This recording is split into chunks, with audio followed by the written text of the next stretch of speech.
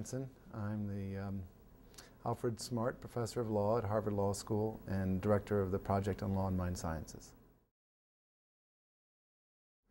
So the legal system begins with a schema or a story or an understanding of what the human animal is and what moves people. And it is a very familiar story. It's the same kind of schema that is commonsensical, that researchers have shown most Americans have about what moves us. And that is a very simple kind of set of stable preferences that we have. And we take those stable preferences and we use our ability to think, and we gather information, and we combine our thinking and our preferences, apply a little bit of our will, and that leads to our choices, our action. So the simple model that is fundamental to kind of classical liberalism, fundamental to the legal system, fundamental to law and economics, is that. I call that the dispositionist actor model, that individuals are being moved by their own preferences, their own disposition. You might call it a characterological model or an individualistic model. There are different names you might give it. I call it dispositionist. That view of the person turns out to be absolutely fundamental to every legal question that comes up, because legal questions are focused on what happens when something goes wrong or what happens when something goes right. How are we going to split up what happened between the parties who are involved? And our answers to those questions turn on attributions we make about who played a more significant causal role, what were their motives, what were their intentions, and so forth. In answering those questions, then the view of the person carries much of the weight in terms of determining the answer. So if we see someone acting and behaving in a certain way, and we conclude that that's because of their preferences, and we conclude in turn that as a consequence of their actions they're fulfilling their preferences, then from a legal perspective our view is, let's not intervene. They're pursuing their own welfare.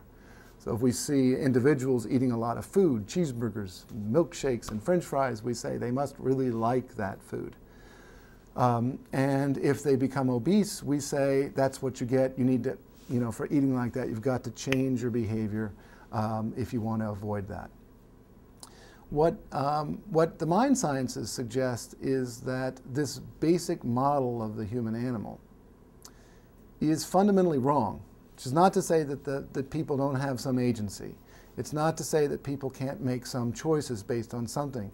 But it's not based on a stable set of preferences to which we give normative weight.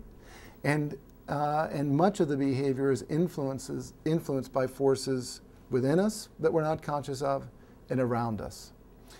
So that if you go back to that same person who is obese and you look at their situation, you begin to see it's more than just an individual's choices based on their proclivity for milkshakes. And if you want to understand an obesity epidemic, you've got to look outside of that simple model, which again mind scientists have shown is incorrect, and begin looking at the situation.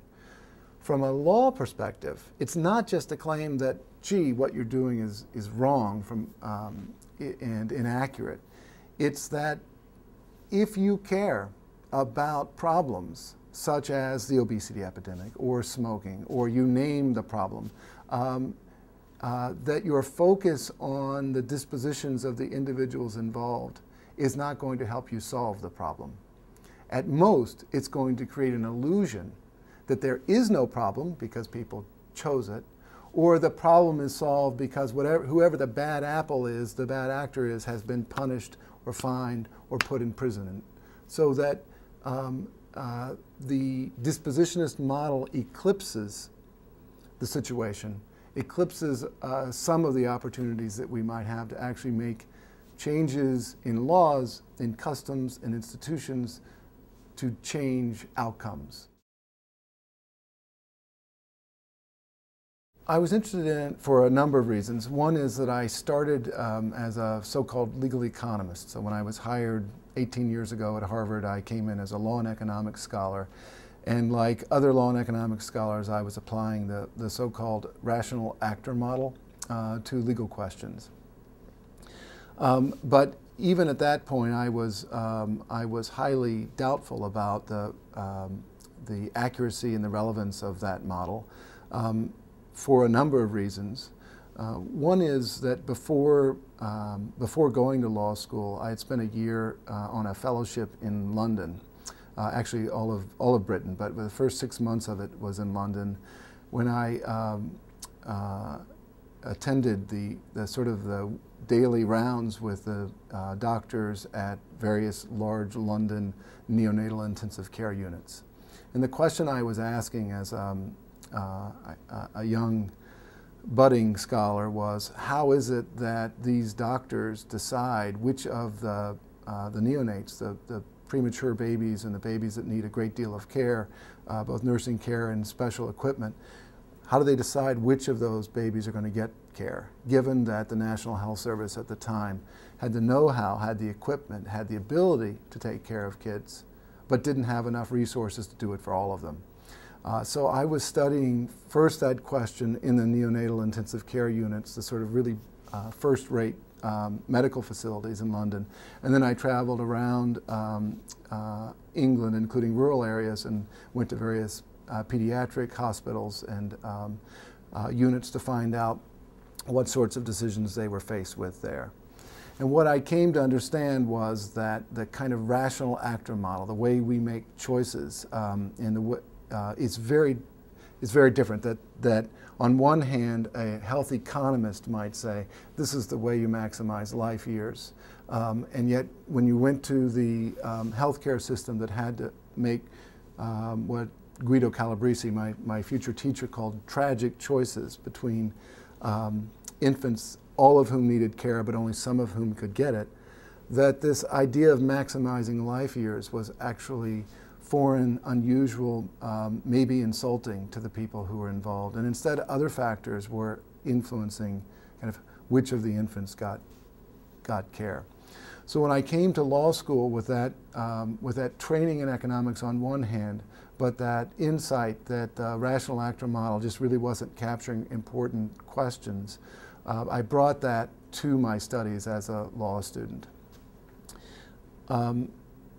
I continued, though, in the law and economics tradition, and then as a young scholar here at Harvard, I began writing about a question that was pretty much resolved in the law, which was the question of whether tobacco manufacturers should be held liable for the consequences of their products in terms of lung cancer, heart disease, and so forth. The resolution had been clear that for most of the 20th century, the answer was no. Sure, you can try to bring a case, but you're going to lose it. And when legal theorists asked the question, and particularly when legal economists asked the question, the answer was not just no, but it should be no. Normatively, that's the right result. And that's true because smokers are choosing freely to smoke. And given the sort of premises of law and economics, which assumes that if you're choosing something freely and you're informed of the risk, that you must be better off as a consequence. And after you reach that conclusion, there's really nothing else that the law should engage with. Then the theory led to the conclusion that we shouldn't do anything. I was skeptical of that for some of the same reasons that I had grown skeptical of the sort of the rational actor model in the healthcare context generally, and began studying really what is the nature of the choice to smoke. And in that process also began studying the documents that the manufacturers had and were just beginning to come out as whistleblowers and others spirited them away and sent them to lawyers. Lawyers started sending them to me, and I ended up with an office full of tobacco documents and spent the better part of a year with some research assistants and future co-authors going through those documents and trying to understand what the industry thought about the smoker and the choice to smoke. At the end of that process, I came to the conclusion that the industry was telling us one thing, telling us that we were choosers and that we smoked because we wanted to, because it tasted good, because it satisfied us and gave us pleasure. But internally, they were saying the reasons that people smoke are very different, and they actively attempted to influence the behavior of their consumers and potential consumers with that knowledge. And some of the most important knowledge they used was psychology. That sort of realization and that work in that area led me to more or less abandon law and economics and the rational actor model, and to put everything down and to take a couple of years and start teaching myself social psychology, social cognition, and other mind sciences. So that's a bit of the transition of what led me to this approach.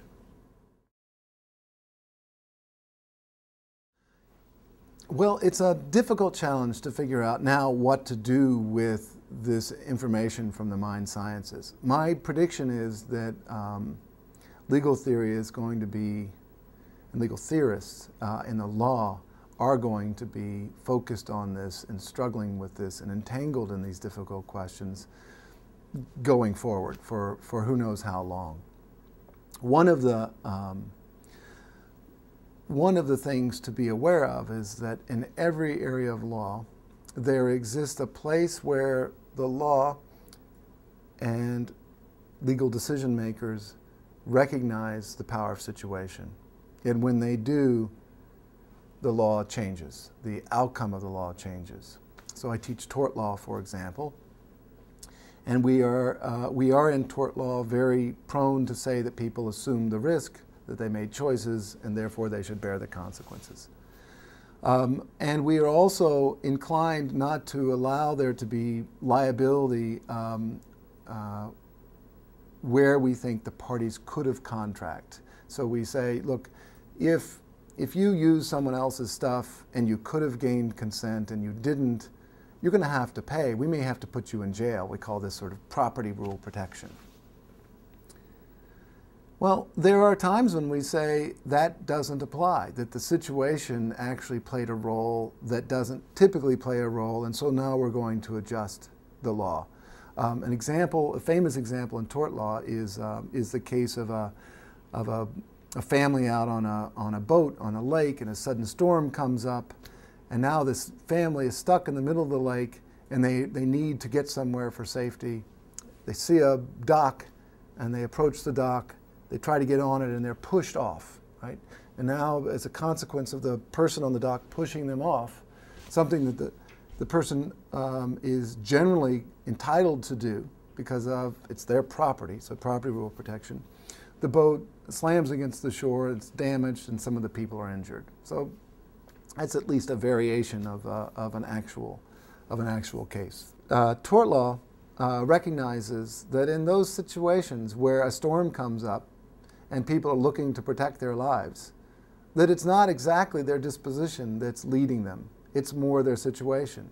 Tort law says then that you're permitted to use someone else's dock, and that if they do try to push you off, they're going to have to compensate you for the consequences. So there's an example of where the law is adjusted to take situation into account. I could take you through every area of law. I won't. In part because I don't know them all. But if I did, I would take you through all of them and show you that in every area of law there's a place where situation comes in. And so the law has already struggled with this. It just picked a particular sort of dividing line. So in contract law, we say if someone puts a gun to your head and says your money or your life, and you give your wallet, that's not an enforceable contract. It wasn't your disposition that led you to do it. It was your situation. And so we changed the law to reflect it. I think one general way in which the law is going to have to deal with this is it's going to have to slide the sort of the dividing point between when situation matters and when disposition matters. And that's going to be difficult because there is some simplicity and there's something affirming about the idea that if something bad happens to someone, it's because they chose it. So there will be resistance to this, but I think that the mind sciences are going to appeal to those who are committed to kind of a truth, to expand those circumstances in which we take situations seriously. Now, if you do that, and you begin thinking about problems like crime, this doesn't mean that you're suddenly saying, well, because criminal behavior was situationally caused, we should set all the criminals free. It's actually much more complicated than that, but its implications can be quite concrete. So one thing it might do is it might suggest to you that if criminals behaved a certain way, it's not a solution to changing that behavior simply to say that those people should be put behind bars. Because if they are indeed moved by situation, and we might look at a number of situational factors, but some of the classics that already come to mind are things like poverty and hunger that might lead people to behave in criminal ways, that we're not going to change that behavior if we attribute what they did simply to their dispositions and miss the fact that they were operating in an environment which would lead many people, including perhaps ourselves, to behave the same way. So its focus on behavior, kind of an instrumentalist view of law, asking how can we change what people do that might lead us to change how we respond to criminal behavior. To be sure, we may put people behind bars, but behind bars we may be less likely to say they are of a certain character and therefore we just make them do their time, there's nothing we can do. Maybe we can change their situation behind bars, and maybe we can change the situation of people who are not behind bars to lead others to engage in less of that kind of conduct.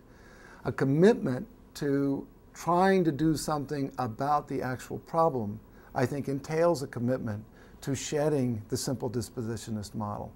And one more concrete thing I would add, and that is that our institutions themselves are sort of sources of situational influence. And we have, for the most part, been blind to those situational influences and have assumed that the way people have operated is a function of their disposition and not their institutions.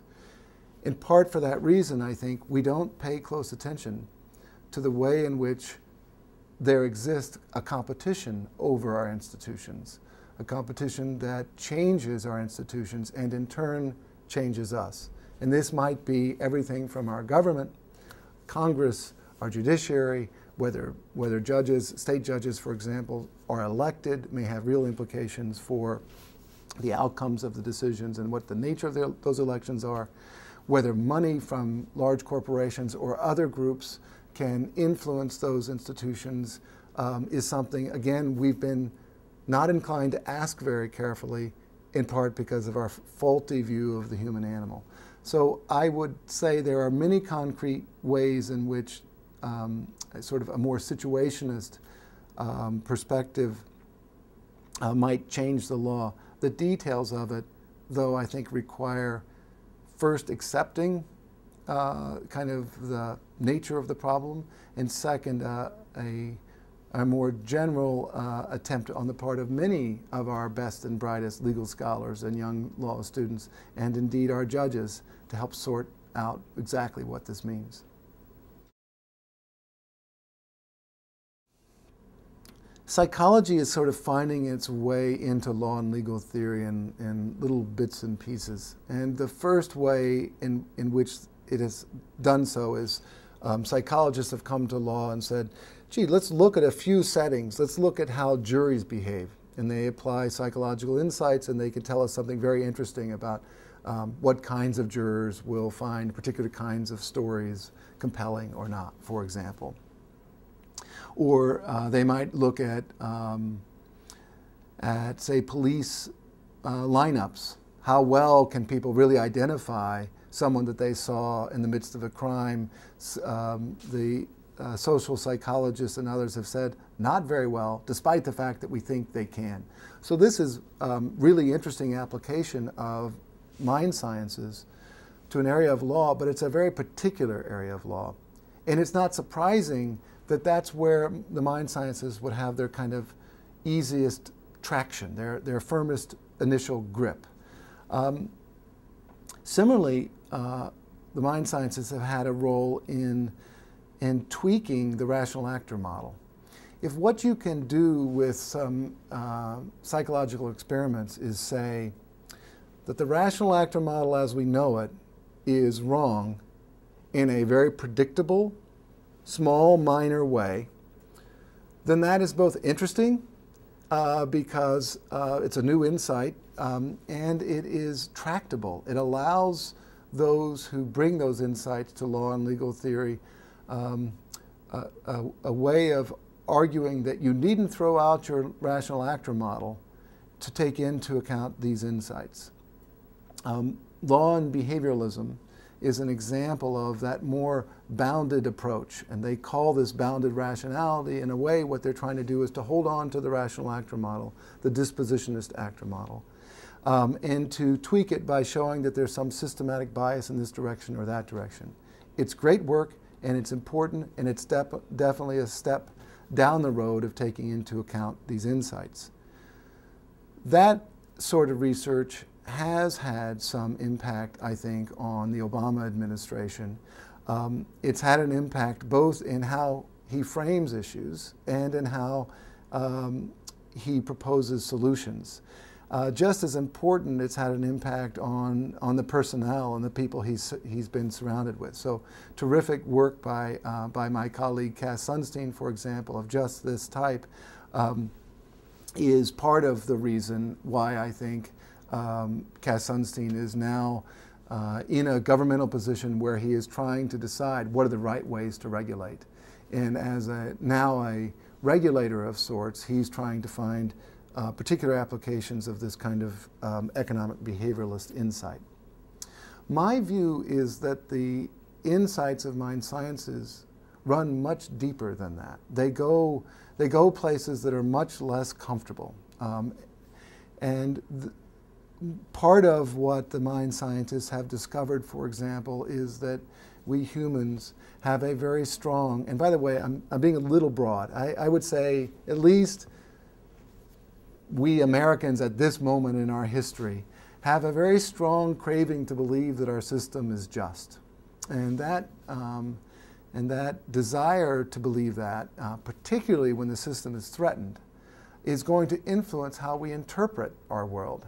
It's going to influence what theories and what schemas we find attractive and that we find credible. It's going to influence what kinds of questions we're willing to ask and what kinds of answers we're willing to give.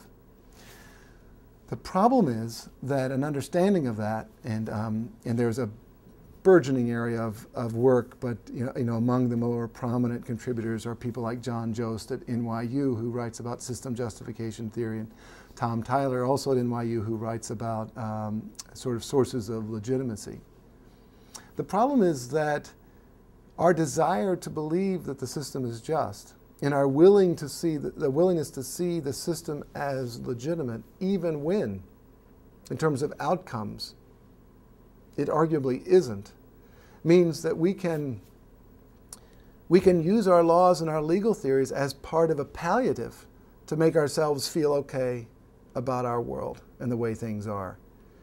And in a society and in a country that values equality and freedom and liberty and opportunity, and thinks that these things ought to apply across many groups, our ability to stomach or countenance vast inequalities, vast ranges of freedom and liberty, is in part, I think, a reflection of a legal system that helps to justify those inequalities.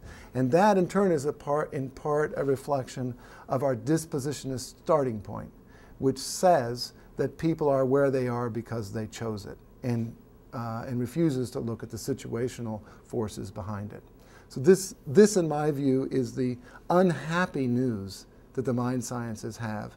I, for one, think it's really important to pursue that and to consider its implications. But so far, I have not felt that there's the Obama administration, for example, has gone anywhere with those particular kinds of insights.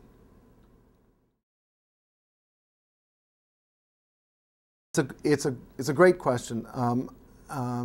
I believe, as many people do and as the mind sciences teach, that we need ways of simplifying our world. They absolutely have to have them because of the fact that an unsimplified world is simply unmanageable. We can't understand it. Understanding that we need to simplify is a key sort of starting point for recognizing the ways in which our ideologies might get in the way of actual understanding, of clarity in our perspective. My research and the research of others suggests that ideology, in a way, reflects a set of reasons that lead us to policy conclusions or policy preferences. So if I like markets or if I like regulations, I think it's my ideology or a set of reasons and attitudes that form my ideology that are the cause of that preference for markets or regulation. What the mind scientists are suggesting is that the reasons we give rarely are very good predictors or explainers of what's really moving us. And the research that I'm doing now with a co-author, Mark Yaboa,